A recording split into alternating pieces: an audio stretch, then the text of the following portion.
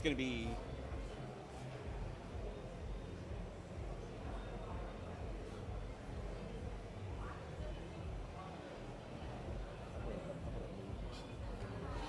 Okay. Yeah. Because they said they should be here. Let me find out what they mean by that. Okay. Because we should have.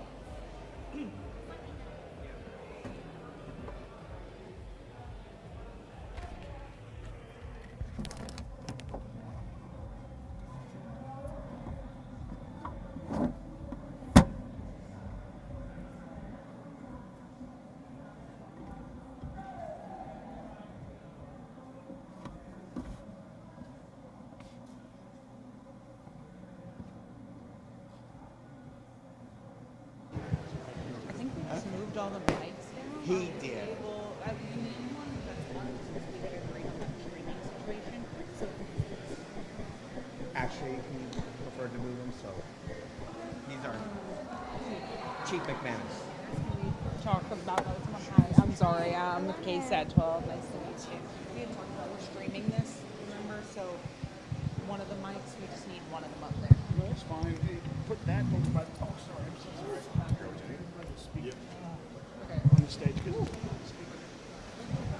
Sorry. Are you okay? I'm trying to be okay. It should be over there. That way I got one there and then one here.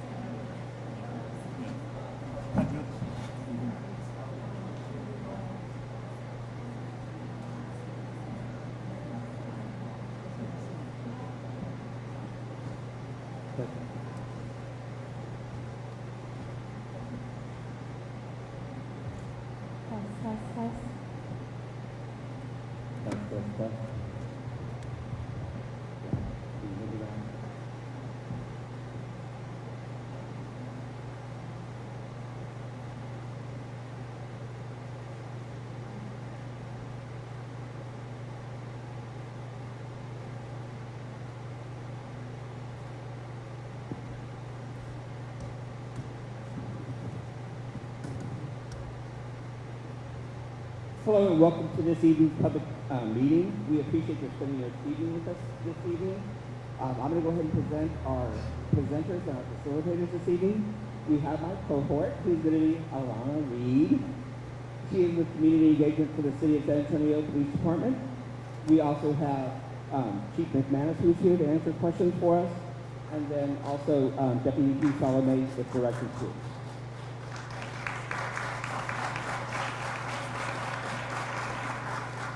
We just have some house rules that we'd like everybody to adhere to, if we could please. Number one, listen attentively to each speaker. Respect other people's opinions, even if they differ from your own.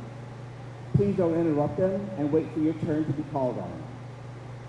Be open to new perspectives and seek to understand them. It's okay to challenge ideas, but please don't attack people's character. Agree to disagree. Sometimes it's okay to move on from the conversation without an immediate resolution. Share airtime. We have 1 hour scheduled, and we are going to stick to that 1 hour. So everyone has wisdom and experience and deserves the right to be heard. And if you need any assistance at today's meeting, please reach out to other members of the City of San Antonio team. Ask city staff to raise their hands. They'll be more than happy to assist you with that. And so at this time, we're going to have a Q&A. But at first, we're going to go ahead and open up our meeting here with some words by Chief McManis. And just to kind of share with you, Chief McManis has had a long-term relationship with Pride San Antonio. In 2007, when he first came here to the city of San Antonio, he had an outreach to the LGBTQ community there on Main Avenue. There was an issue of people that were being murdered behind some of the bars, or being murdered in nearby parks and things like that. And so he really wanted to address that issue. So he did meet with some of the business leaders there. And then we thought, who would be a great person to be our parade grand marshal than other than Chief McManis, who is trying to make a positive influence here in the city. Our theme this year is unity in the community, and we really feel strongly about that here as a Pride organization, but as a city.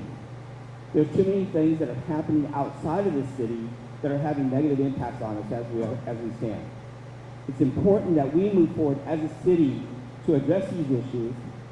It may not always be how we want them to be addressed, but we need to have that conversation, and we need to know how we can move forward and address them in the future. So at this time, I'm going to go ahead and turn over the floor to Chief McManis.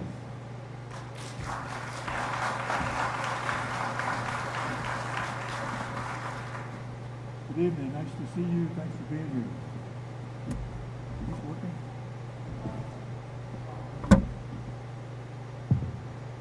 Good evening. Nice to see you. Thanks for being here.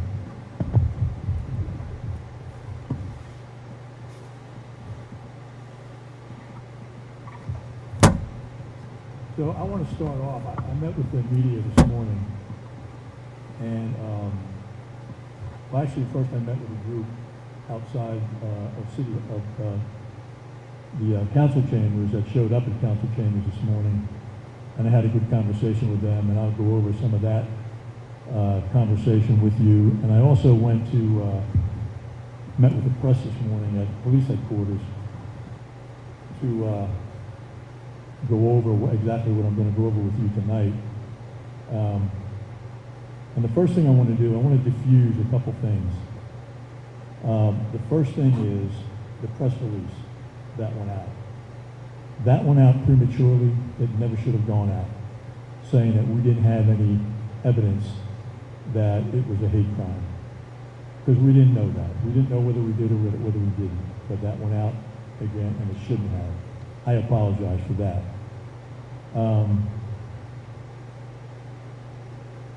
Secondly, there's been a lot of criticism. We received a lot of criticism for not immediately, I use the word, charging the shooter with a hate crime. So let me explain a little bit about hate crimes and how that affects someone who's arrested for a bias-related crime.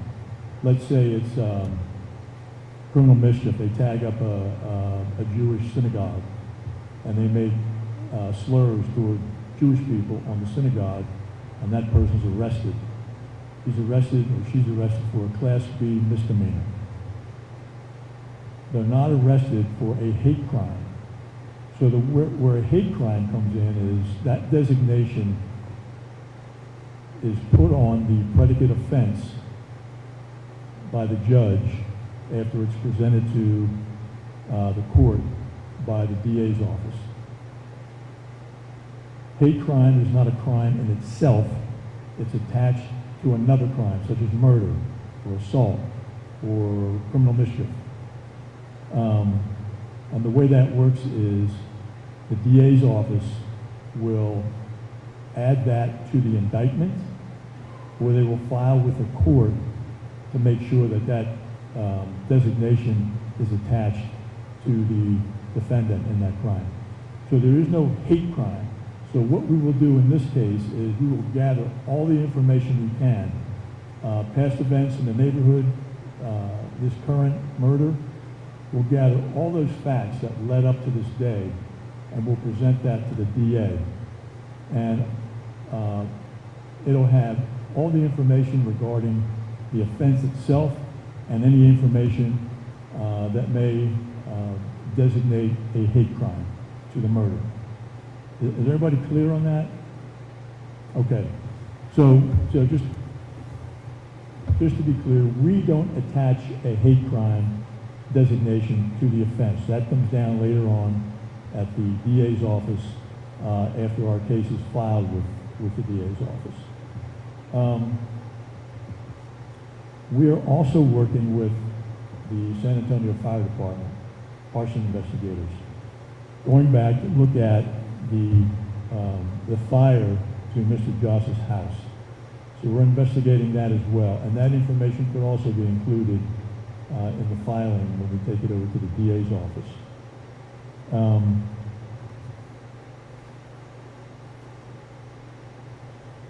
we've also heard concerns about the volume of calls to Mr. Josh's residence. Some of those calls were made by him, some of those calls were made because of him. We are looking into all them, and that will go into the investigative report as well if it's related to the murder, or if it have any bearing on it. And then lastly, this case remains an open and active investigation. So I shared very, very little with the media this morning about the case, other than what I'm telling you right now. I tried to clear up the press release that we put out the day after the murder, too soon. I tried to clear up the misunderstanding about how a hate crime is attached to this murder. I didn't go into any of the investigative facts. The report on the murder has been released, and we've answered any questions that we can without interfering with the investigation about that murder.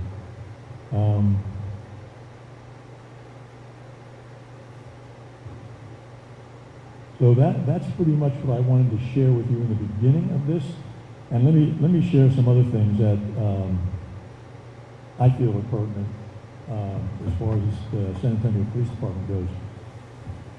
When I got here, it was actually 2006 when I arrived. In 2007, I was invited to be the Grand Marshal of the Pride Parade. I read the letter, checked off yes, gave it to my secretary, and it was put on my calendar. I thought nothing of it. I was in the Pride Parades in Washington, D.C. Dayton, Ohio didn't have a Pride Parade. Is anybody here from Dayton? Dayton, Ohio they didn't have a Pride Parade. I was in a Pride Parade in Minneapolis for 2 years before I came down here. So I thought nothing of it when I got here. After I sent that, my secretary sent that RSVP back, I see in the newspaper, in font, bigger than all the other fonts on the page, McManis set to lead day parade.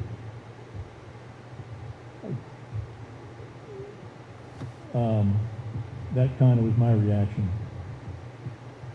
And then subsequent to that, there was an article in the Express News that talked about me having a romantic relationship with a retired NFL football player back in Washington. I don't know if anybody read that back 20 years ago, but I thought it was kind of funny. And I can tell you the story behind that if you're interested later on. But anyway, I want to say, and I'm not blowing my own horn here, but I think a lot of progress has been made between the police department and the LGBT plus Q plus community since I arrived here. And that was actually an article or an op-ed piece in the Express News after I was Grand Marshal of the Pride Parade that year. And I have to agree with him that we established a great working relationship. Randy Kuniff was a good friend of mine. I worked with him all the time up on the Strip, and I haven't had any big complaints or anything. Justice Salome, raise your hand, Justice. Assistant Chief Salome is my liaison to the LGBTQ plus community, and he hasn't reported anything to me of a major issue. So I'm here tonight to listen to you, and if you have any concerns, we'll certainly address them. If you have a concern or a question that I can't answer, I'm going to ask Olga McManis to touch base with you, get your name and number, and we'll touch base with you tomorrow before the close of business and try to provide you with an answer or set up a meeting with you to come and meet me at headquarters, or I can go out and meet you wherever you like. But that's how we'll handle that. So I'm open for your questions if you have any. I'm sure you do. Okay, we're going to go ahead and get started here. Sorry, a little bit loud. And we're going to start from the back to the front. Elena's going to cover this side over here, and I'm going to cover over here. We do ask, and I'm going to go back to my husband reason why he went into teaching was to raise students to be good citizens. So I asked, let's remember a little bit, we all want to be good citizens here. We all want to allow, again, the respect to others. And we'll go ahead and we'll work with the crowd from the back to the front. We'll start on this side. Can you give us your name as well? My name's Helen Cheeson. All right.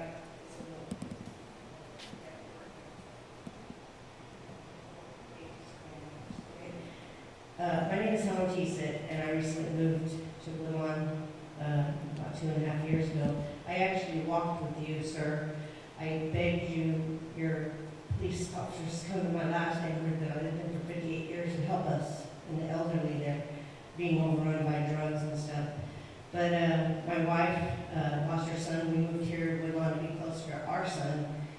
And about 6 months after we got here, our neighbor started harassing us. He's come onto our property. They said we need a video. He has climbed an 8-foot privacy fence on ladders and through our windows. I finally, at 2 times I caught him and had it out with him.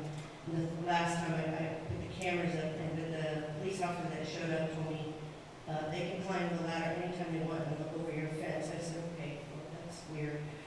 And then it's gotten worse. I don't know if something mentally, I'm sure something's mentally wrong with this man. But my wife, this man would beat his dog, let him out, and then they got stolen or something. Somebody took him. He thinks my wife took him. So every day, he came out there, as soon as he hears me leaving my motorcycle to go to work, he comes out and he told her, come here, I'm going to kick her, you know what? And she got freaked out, she called me, I said, call the police. The next day, he's waiting on the curb in the dark. She comes out at 5 in the morning to go to work. And I'm asleep because I'm a school teacher and I don't have to get up that early. And then he has a flashlight and he's shining in her eyes and glaring at her. They said, oh, well, he can stand out there and do that all he wants. The following day, he's out there with a bat in the street waiting on him. So I'm having to get up with her.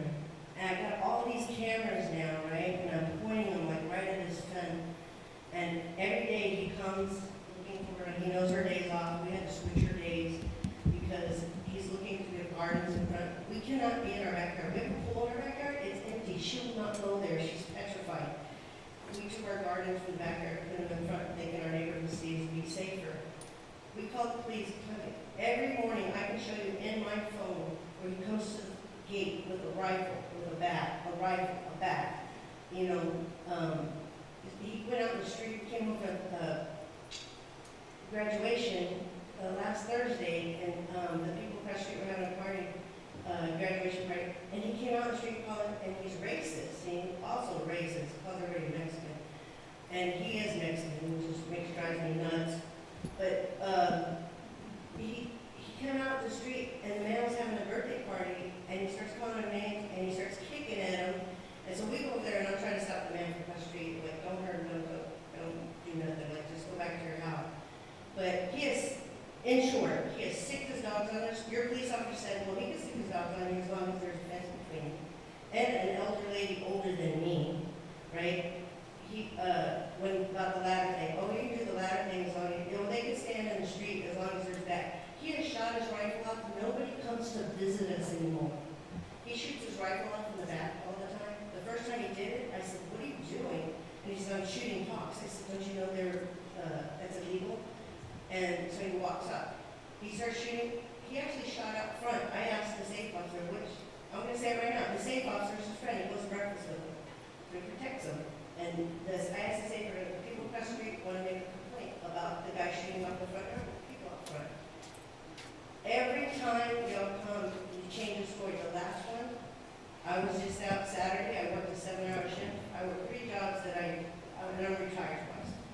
And I come from the train station, I'm hired from the zoo, and we leave to go eat. I open my camera, and he comes out and just is underwear. And he goes out there while people across the street are on their patio having barbecue, and he relieves himself in front of children in my video camera. And so the next morning, I call y'all to show you the video, and that police officer says, well, we actually have to have somebody to actually visually see it. What do you want? You tell me you want video, then you tell me you want visuals. So I had to go across the street and I said, where's your son home? Were your children outside? Yes, we'll be here in a little while. So we made another report about that. I'm sorry. I also want to give Chief. My nervous system is wrecked. I have PTSD, MSD, and it took me like 20 years to learn how to sleep. And I get to this house, and I'm just like so, and I'm not afraid. I'm afraid of myself, because I'm very upset with this man. And it seems like every time we call y'all, we give us an excuse. I can show you. I went down here to the police station 2 weeks ago. He made over 400 bogus calls to my house in the middle of the night, waking me up. I walked outside your police officer shining lights in my face and stuff. How long has this been going on? 2.5 years. Okay. 2.5 years, and I'm a wreck. Let me say this, I'm sorry that we have not been able to fix that for you, and to your satisfaction. So, always going to take your name and number, and I promise you that we will resolve that issue for you. I appreciate it, 'cause I even wrote a 3-page letter to your Sergeant Ross and hand carried it to the West Side Substation. He wouldn't come out. He sent Officer Connor out to tell me, oh, we'll just go to mediation. I was like, there's a 60 psychopaths not mediate. I'm sorry. Like, you know, and so. If you would get hold of your name, your address, and your phone number, I appreciate it. And like I said, thank you for all you do, because I know you did come up to our house. I heard a lot. and I'm going to give you this number, don't give it to anybody. It's my number. Don't tell anybody else. 210-207-7360. If you call and I'm not in the office, leave a message and I will return the call. If I'm in the office, I will take the call. I appreciate it. Promise. I appreciate it. I just wanted to be done because we moved this house, you know, we're in the last of our years. This will be our last house before we move to something tiny, and I just want peace. Gotta have peace. My personal business is to teach people how to regulate their emotions and live in peace in life. That's my personal business. So it's hard. Chief, we have a question back here.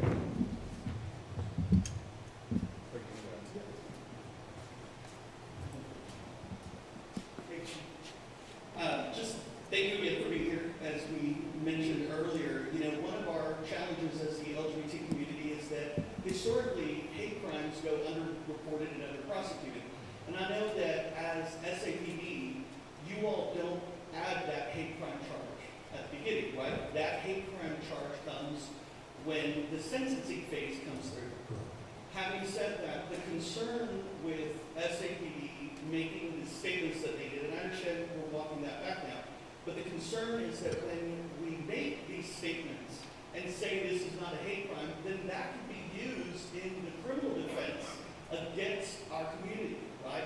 And so the concern that I have is that, I know we've done a lot of training, I know that the LGBT community has done a lot of work with you, but that training needs to be continuous so that we can continue the relationship, because we do have a great relationship. I remember when you first came to San Antonio, and you met with San Antonio Stonewall, and you promised to support, so this is a testament to that, and we do appreciate it. But we do think it's important that maybe increased training happens with your officers so that that type of language is not used, because while you cannot apply here, it can negatively affect us in the system. I guarantee you they'll come back if the defense says that. I guarantee you the prosecution will come back and say, yeah, look, McManis said the same the next day. So hopefully it doesn't happen. But thank you. Elena?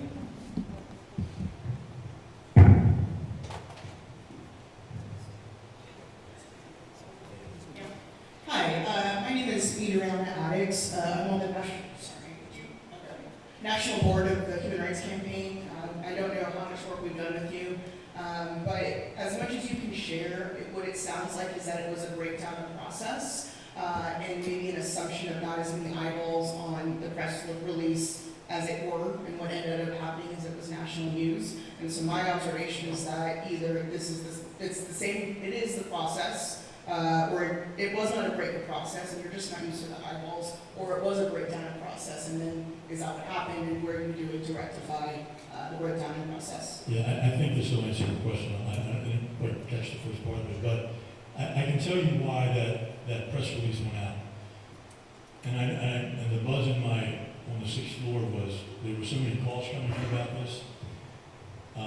There was a comment made, hey, we gotta get something out.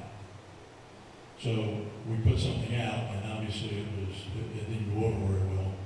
But that's why a statement went out so soon. I mean, it was barely 24 hours after Mr. Joss was shot. And again, the buck stops with me, so I take responsibility for that.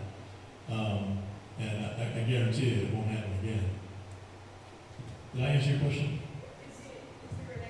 Is there an expectation of, I guess my thing is, has this not happened before, and so you don't have a response to it, where all the team knows this is what we're immediately doing, or again, the expectation of that there is not any focus on.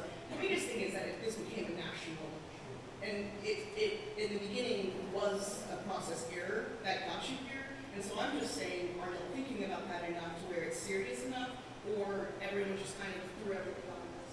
Well, I guarantee you we thought about it seriously, and I can also guarantee it won't happen again. Thank you. Over here.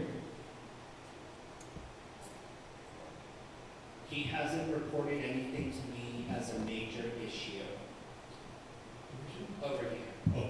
For approximately 2 years, I have been trying to get Assistant Chief Salome as LGBT liaison to do more community engagement on a variety of occasions.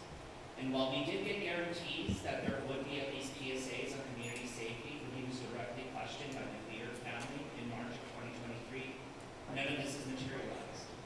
Since then, and all of this was articulated to Assistant Chief Salome, I've identified at least 4 other murders since 2021 of LGBTQ people, not including Mr. Joss. He also characterized the responsibility of creating the community engagement on myself and the LGBTQ community. Even though we are not law enforcement experts, we have no legal rights to the private information, and we are not city's employees. When I identified Mr. Joss as the 6th identified murder, within less than 24 hours of the murder, Deputy Chief Salome immediately dismissed the concerns. My question to you, Chief McManis, is where do we go when the SAPD LGBT liaison immediately dismisses our concerns? Who has the responsibility of initiating the engagement with the LGBTQ community? Sure. Jesse, you want to handle that?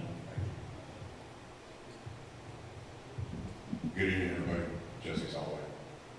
So to answer your question, I won't get into the piece by piece, but I'll tell you that you're misrepresenting a lot of what we discussed before. And there's been people that have been there for all those meetings regarding the PSAs. So let me say this, to echo what the chief said. When I got your email, I violated my own rule, like you shouldn't do with email. I responded emotionally because I got a little frustrated that you essentially have been accusing me, and by extension the police department, of somehow allowing 6 men of this community to get murdered. A community that I love and I care deeply about. So I got a little bit offended by that. What I should have said is it is under investigation and we are exploring all the facts. I got ahead of myself there, and I own that, and I'll learn from that. So with respect to everything else you've said, and your feelings about that, you were one voice of many. I'm sorry that we can't seem to get on the same page. I'm certainly willing to continue to work with you. Like I say every time that I talk to you, I'm a phone call and an email away. But just respectfully, we're just not on the same page, and I don't think we're going to agree on any of that tonight. And so I'm open to having that dialogue with you when you want to have it, and I would love to have an open and honest conversation with you. And I'll take the next question up here. It's been really strange, like hearing, in the news and hearing people here saying that they've reached out several times about hate complaints and stuff, and it doesn't seem like their calls are taken seriously. Yeah, I'm a sidewalk chalk artist, and like whenever people call on me, I've been locked up in jail multiple times. I've spoken at City Hall about 15 times. I even put some sidewalk chalk out here to be positive and uplifting, and I didn't write anything to be bipartisan other than like justice for Jonathan Joss. Not that it was a hate crime, nothing like that, just justice for Jonathan Joss, and I got questioned at the door about it by multiple people. I've written justice for Simon Cuevas and I didn't get questioned. I wrote justice for Frankie Gazan, who was killed in jail. I didn't get anybody messing with me. I wrote justice for Jeffrey Shaw. I didn't get any issue. I wrote the 364 homeless people that died last year, and I didn't get issues. So it's weird how y'all can arrest someone for something as silly as sidewalk chalk, but then people can actually be violently and like terrifyingly harassed and terrorized, and their calls don't get answered for a long time. It's not really a question, it's just, wow. Okay, I appreciate your comment. Okay, over here. Hi everyone, my name is Jocelyn Lear. My brother, nice to meet you sir, by the way.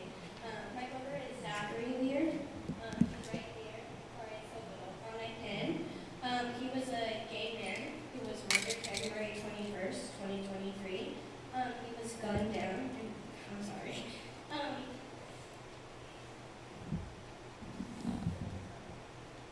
Broad daylight, and I have had such a hard time with SAPD and the officers in regards to my brother's case.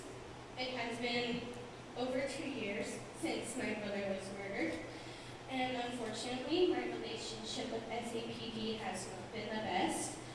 We have had a change in detectives because the first detective insinuated that my brother was promiscuous by going onto dating sites such as Grindr or anything else, as normal straight people do, right? But when he was helping me identify the body, that was his question. Was your brother promiscuous? Did he have any history of hooking up with people?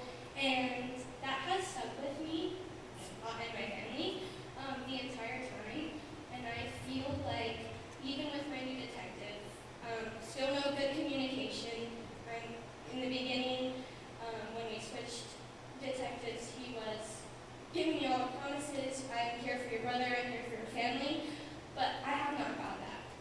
And I'm sitting here with all of you, with another man, Jonathan Joss, brutally murdered, gunned down again, and it's just a painful reminder that this is what my community and my brother and everybody else that has fallen victim to this gun violence, specifically hate crime violence, has succumbed to. And I need to know if you guys are implementing something better other than was your brother promiscuous. There has been no care for my brother other than Chief Salome. He has been my saving grace. He has been the only one that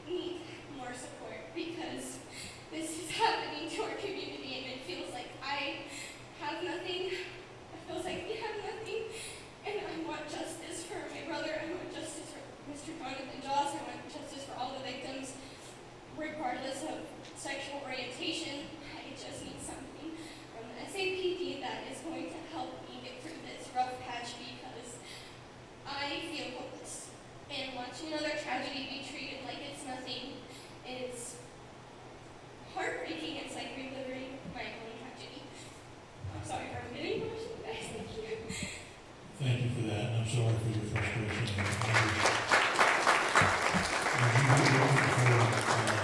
Did you speak with Assistant Chief Salome again? Okay, so I'll have Olga come over and get your name, address, and phone number, and then Chief Salome will give you a call tomorrow, and we'll get that straight for you. Okay? Question here in front. Hi, Chief. So my name is Anna Thomas. For all of y'all that don't know, I'm executive director of an organization, ACT for SA.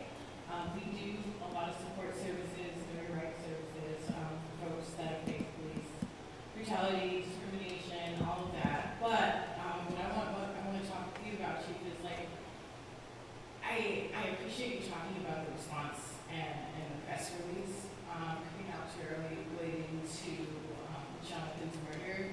But I think what we're hearing from a lot of folks here, and I know a lot of the questions that we're getting from our folks is, how does this happen? How can there be a better response? We've had multiple instances of people saying that they made call after call after call about harassment, about violence, about escalating actions, about not getting responses on their brother's murder cases.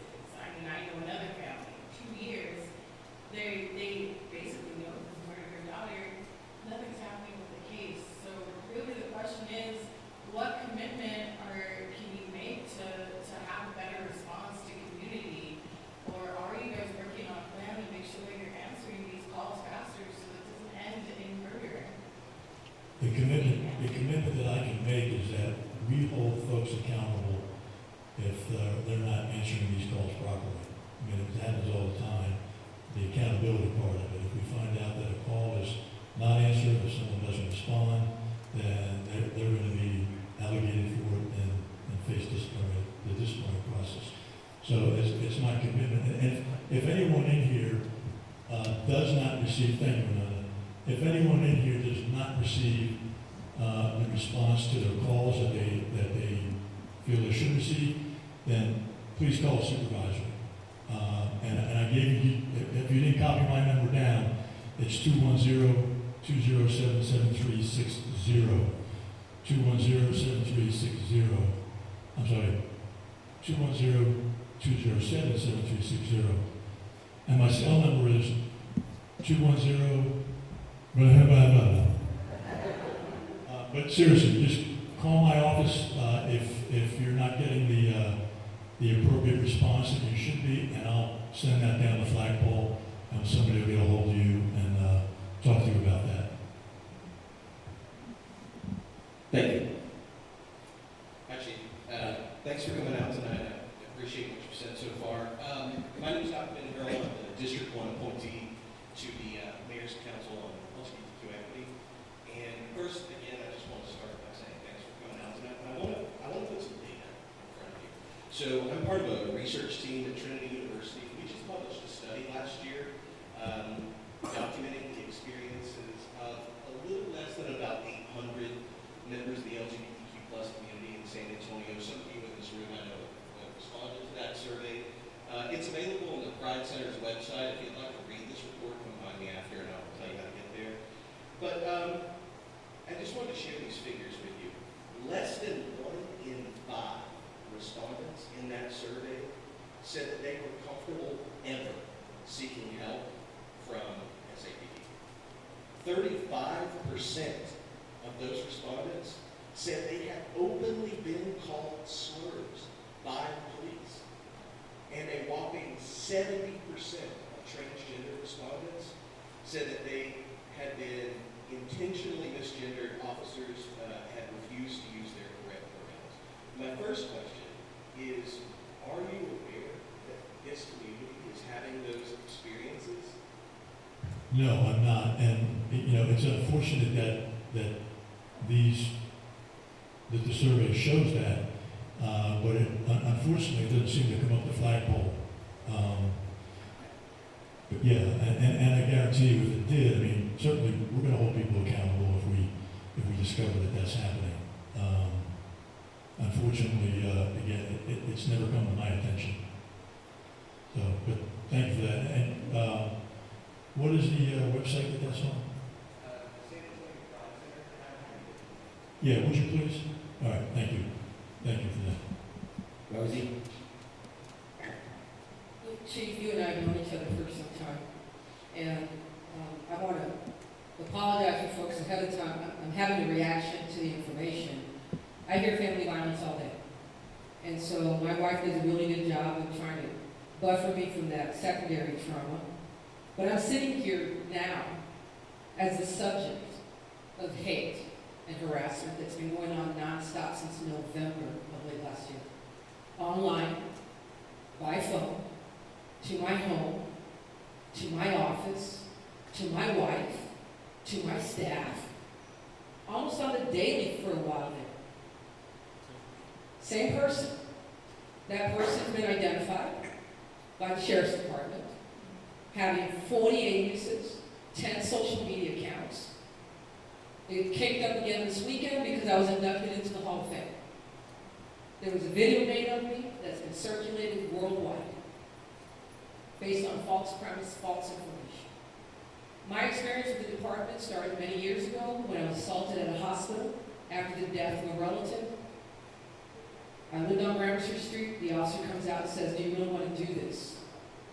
Do you really want to file this report? You look like you can handle yourself." That was the response. I had to call a sergeant that I served on the cardboard with to intervene and send another officer out. My point in telling you all of this is it's a systemic problem. It's not just people losing loved ones. And because it's a systemic problem, that type of harassment and behavior has been normalized to the level that they think they can do that to an elected official like me and not face any consequences because they're not facing any consequences. And I know that you're not the charging instrument. You're putting the evidence together and sending it somewhere else to be considered for prosecution. And I think these folks here, my brethren, my brothers and sisters, know that if I'm not safe, what makes them feel safe? I don't like walking around with 2 knives and a gun in my bag. Only for it to be used against me because I forget it in my bag at the airport, or some cop has a hard-on for me at the Tolkien Center, makes up a story about me having a gun there when I didn't. It's one of your cops, Officer Gonzalez. I can point him out because we beat him in court on a divorce matter, and he's had a hard-on for me ever since. So, and I sat on that board for 6 years, and I know the problems, which I'm sworn not to talk about, but there's problems culturally within that law enforcement that you lead. Now, if everyone was just like you, we wouldn't have these problems, but they're not. And this question posed to you about, do you know this is going on, seems more like you have aspirations that everyone come to us like you do, but they don't. So what are we going to do moving forward to make sure that the promises you're making today are kept by every officer that stands behind you? Judges, the last case that you described is the sheriff's office handling, and did they get a report, filed charges on it? The file's been submitted. At large? It's submitted, and there's a special prosecutor, a little bit special prosecutor who's appointed, the prosecutor, the DA has accused himself, alleging that he is conflicted out because I'm a judge in his jurisdiction. Okay. Let me say this, Judge, in response to that, in response to other comments like yours. If you have an issue with a police response that you feel disrespected or whatever it may be, please report it. I promise you that if you report any instance of misconduct, disrespect, we will investigate it, but we have to know about it. If we don't know about it, we can't do anything about it. Please report it, and it'll go up the chain to internal affairs. The way that the internal affairs process works is a complaint is entered to internal affairs. Whatever that complaint may be, it could be real serious, it could be minor. The investigators investigate that. It goes to the card board. Card board is made. Card is Citizen Complaint Advisory Board. When it goes to the board, a board of 7 police officers and 7 citizens hear that case. Once they hear it, there's 2 things they do. One thing is they vote to either sustain it or not sustain it. Either it happened or there's not enough evidence to prove that it did happen. What happens after that is, if it's not sustained, they're done with it. If it's sustained, they take a second vote. And the vote is for a recommendation that they send to me for discipline, or what I call corrective action. And then it comes to me, I sit with my attorney and my staff, and we go over every case that was presented at the board. And together, we sit and we decide, the board makes a recommendation. It could be a 10-day suspension, 20-day suspension, whatever it may be. And then I issue what is called a contemplated notice of corrective action. And then within 7 days, that officer, this respondent officer, is required to make an appointment to come and see me. And then we have a hearing called a Loudermill hearing, which is required by law. And the respondent officer, 9 times out of 10, they bring their attorney. I have my attorney there. They try to present mitigating circumstances that will change what the corrective action issue might be. So that's how, sometimes it changes it, sometimes it doesn't, sometimes it gets worse. But that's how that happens. So if you have cause, please file a complaint. Because again, if I don't know about it, we don't know about it, we can't address it. Chief, I think we have time for 2 more questions, and I have one right here. Hello, my name is Khaled. I'm a community builder with Act4SA. You're familiar with us. One of our other priorities is to get with the community and create and reimagine public safety, because we know police is not the be-all, end-all of safety and creating a safer community. Before I get to my question, I just want to say, as someone mentioned, it's a systemic issue, because over 60% of officers that go through that process that you just spoke about, that you fired, you and your department fired, are rehired through arbitration, which the San Antonio Police Officers Association has a veto power over the arbitration, or over the arbiters involved in those cases. So it is. Well, that's not accurate. They don't, but go ahead. So my question is, we've heard from our community members here that they face multiple harassment issues with officers saying, well, they legally can do that, legally can do this. Horrible things. As someone else over here, and we have an elected official with recognition and power who is also struggling. So how's it going to happen for us?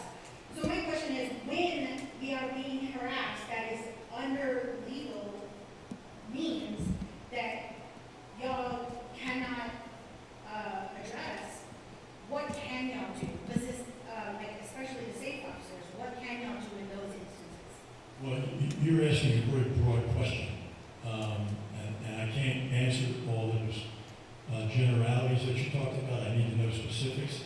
But like I said before, if you have an issue and you feel that your call is not being answered appropriately or not given the seriousness that it should be given. My question is, when you see and your officers respond multiple times to harassment issues, and what I'm saying is, when it is legal, like what you spoke about, when they're saying, I cannot arrest this person, what can you do? I don't know the circumstances surrounding that, but if in fact there are no laws being broken, whether it's whatever the law may be, no.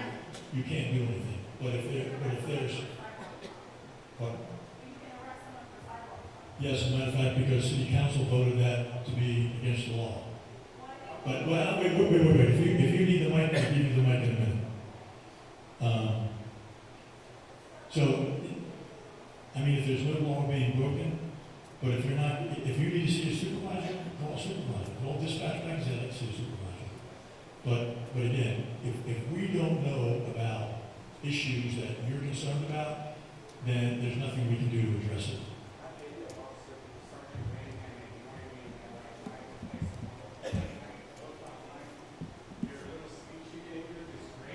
It's all online, but whenever you search for a number to call or you search for a way to place that complaint, complaint, it doesn't make it straightforward. I had to go to 3 different police substations. Finally, I got to talk to Officer Branham. I spoke to him 10 minutes. He did not let me write down anything. Like in Leon Valley, I filled out a police complaint form, and they told me, hey, you need to get signed over here with someone. But there's so many blocks, and now I've been ignored by him for 3 months now, and like this is why people like Matthew Luckers got to stay on the force, because it's so hard to complain on time, and then people who serve someone a shit sandwich can get back on the force. This officer who cursed at me and threatened to take me to jail because I fell down on my skateboard and didn't get up quick enough. You're making a mockery of the police like this. Can you give us just the phone number so we can interact with internal affairs, or the emails? The number for internal affairs is 207-7365. It's online, 207-7365. And Matthew Lucker, well, you can put it in your phone. Okay, well, you got it.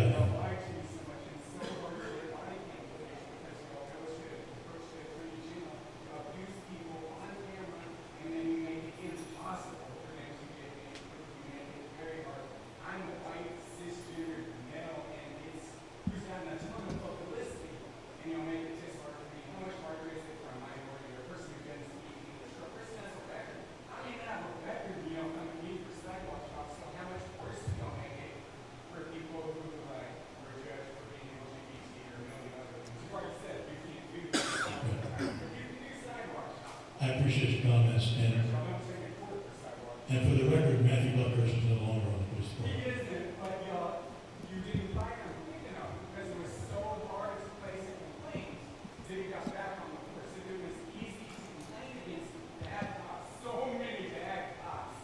There's Fred Nash who also raped a trans person too. Like there's so many, it's just like mind-boggling. And you know like how big it is, how many times you'll fumble and screw up, and then you have these things where you talk about, hey, the LGBT people in this city really liked me, but they didn't have it in this city. They were a little backcountry. We're smart here in San Antonio, but you still have these people going through absolute hell, harassed for months. Y'all can be on top of sidewalks, but humans having their life ruined. I appreciate your comments. Chief, we're going to go ahead and try to wrap it up over here. We're going to go ahead and take the last question right here. Hi, my name is Stephanie Quayson. I'm with the San Antonio Current. Earlier today, Jonathan Joss's husband posted to Jonathan Joss's account on Facebook saying, "My husband Jonathan Joss was murdered in a hate crime. He spent years begging for help, reporting threats, pleading for protection." I just wonder, I know it's an ongoing investigation, I wonder if you can comment on that at all. I know you yourself admitted earlier today that sometimes you responded to calls coming from Jonathan, and sometimes the calls were about Jonathan. And I'm also wondering that if there is even a kernel of truth to that, what made you so confident that this wasn't a hate crime the first 24 hours? Again, that press release went out prematurely. It should not have gone out. Jonathan's husband made that statement, I believe it was the day after that statement went out, and that information will be used putting together that case. Okay?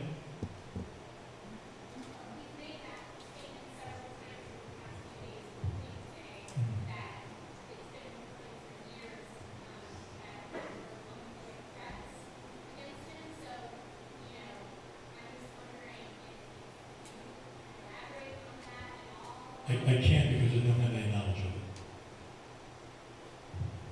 it. Okay, we're going to go ahead and wrap it up. Again, thank you for the community showing up. Thank you, Deputy Chief Soloway. Thank you, Olga. Thank you, Alana. Thank you, Chief McManis. Thank you very much. For being able to have this conversation with your citizens of San Antonio. It's important that we continue to have this dialogue. It's important that we bring these issues to the police department. I think they are working towards improving relationships with the citizens of San Antonio. Again, it is a work in progress. We do have our unity and community forums that we've been having here at Woodlawn Point that we continue to have, and we continue to open those up to have these types of discussions. They've been actually hosted by Lindsay Lang, who's been doing a wonderful job for us here, Lindsay. Thank you again for always doing that for us. But the thing is, start raising our voice, start also documenting things, and then let's move forward with that and use these means of communications that the police department has for us to go ahead and continue to raise those issues.